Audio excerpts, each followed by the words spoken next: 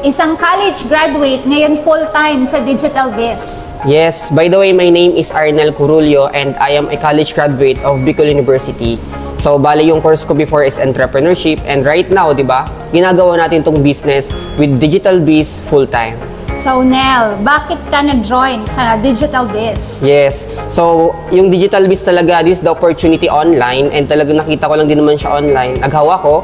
And ayun, kumbaga talagang ito yung opportunity talaga na para sa mga students, especially yung mga graduate na talagang after nila makagraduate is parang under ano siya, kumbaga onboard sila. So, ano naman po yung naging results mo so far dito sa ating community? So, in terms of results naman, so ang pinakamaganda kasing results is yung improvements natin sa sarili natin.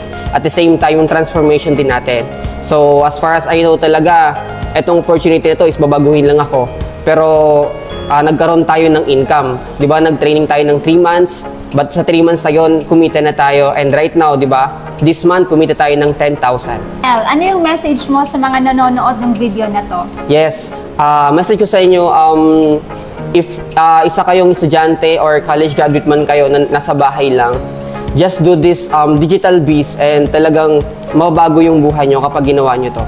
And looking forward na makasama ka dito sa opportunity na to, yung Digital Biz, and isa ka na din sa matutulungan ng community namin.